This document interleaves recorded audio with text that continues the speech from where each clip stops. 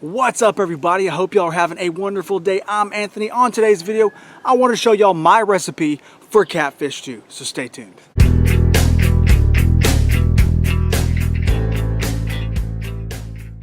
Now, first things first, if you want catfish stew, you're going to have to source catfish from somewhere. You can either go to the store and buy it, or you can do it my favorite way and go to the lake or river and catch one yourself.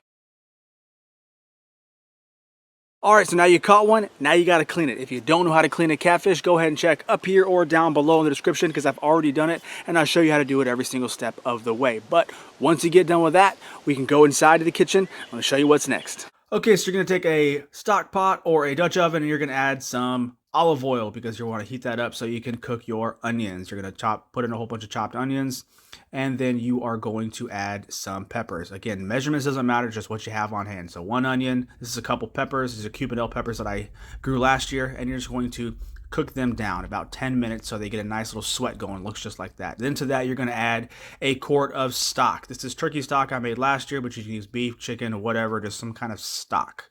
And then you're going to use 1 can of the big cans of crushed tomatoes. Once you add that, you are going to stir together the potatoes that you're going to need. About 2 to 3 potatoes chopped up at about 1.5 inches. This is a really big deal.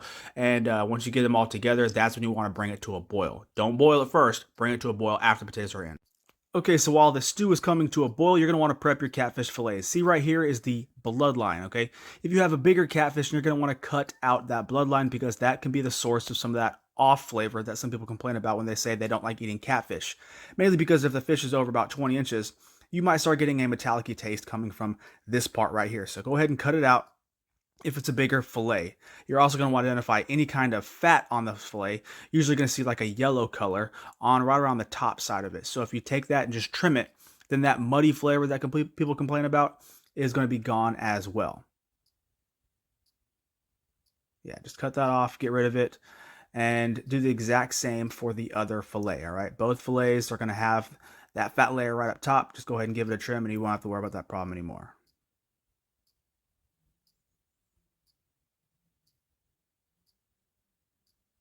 Then you're going to take your fillets and you're going to cube them. I like to cube them about the same size as my potatoes, mainly because if you go too small, then they're going to cook too fast.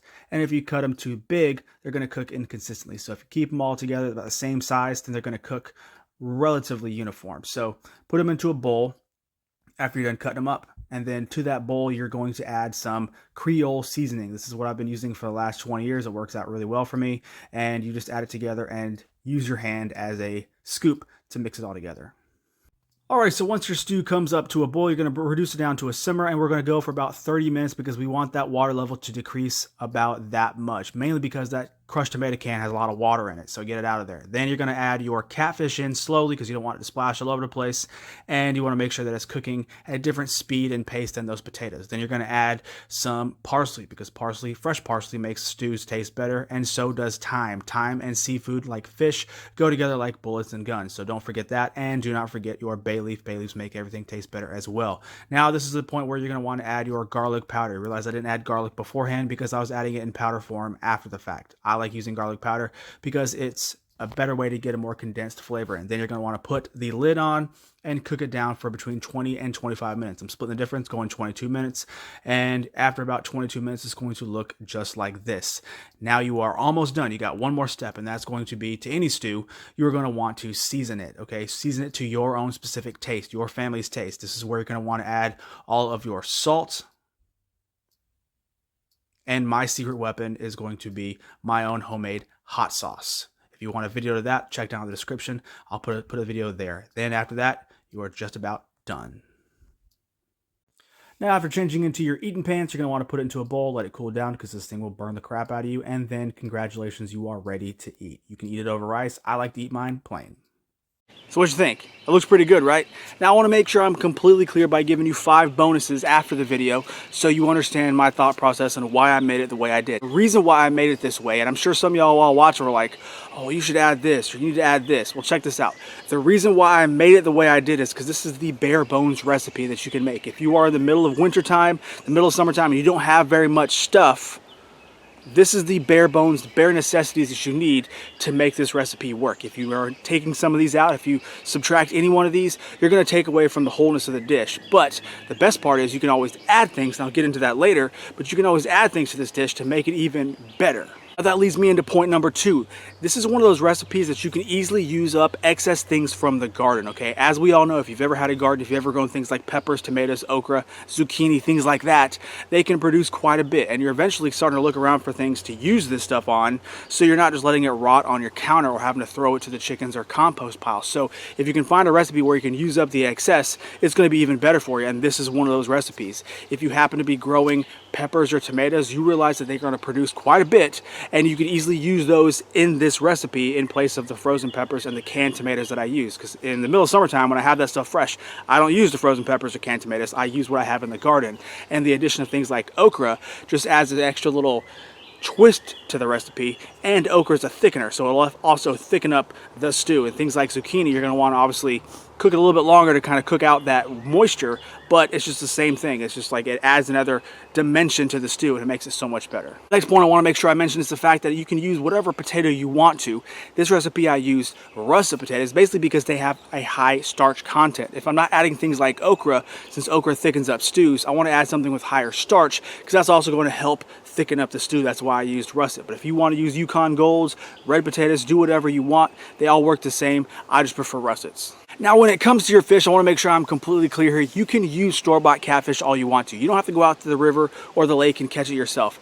But if you do use it from the store, you don't have to worry about cutting the bloodline out, because they're usually harvested so small that you don't have to do that. And they're already trimmed up with fat, so all you really have to do is just cube it up and toss it in the stew.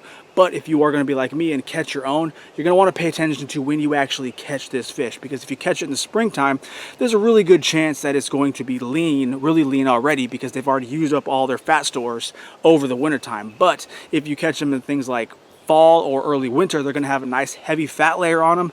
And if you're in an area like mine that gets a lot of heavy rain from the tropics, like hurricanes and tropical storms and that kind of thing, then that's where that muddy flavor really starts to come in, and people complain about catfish being a trash fish. They're not a trash fish. They're actually really, really good, and one of my favorites. But people call it like that because they don't know how to trim up and cut out that bloodline and trim the fat, because they get that kind of off taste. So if you do that, if you do what I showed you in the video, then you won't have to worry about it in that problem, and it's going to taste really good and no one's even going to notice. And finally, the last point I really wanted to make is if you want to add another type of meat like a sausage, you absolutely can do so to great effect, okay?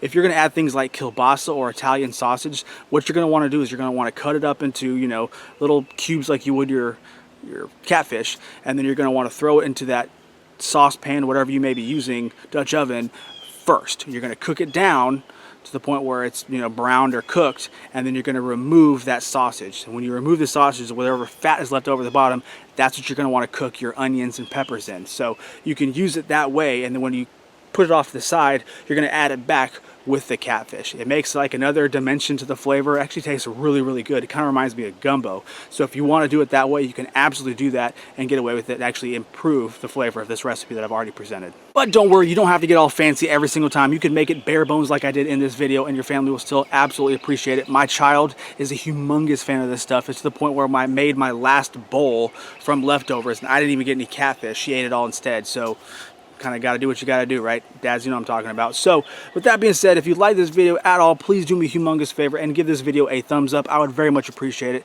Subscribe if you haven't, and I will catch y'all later, okay?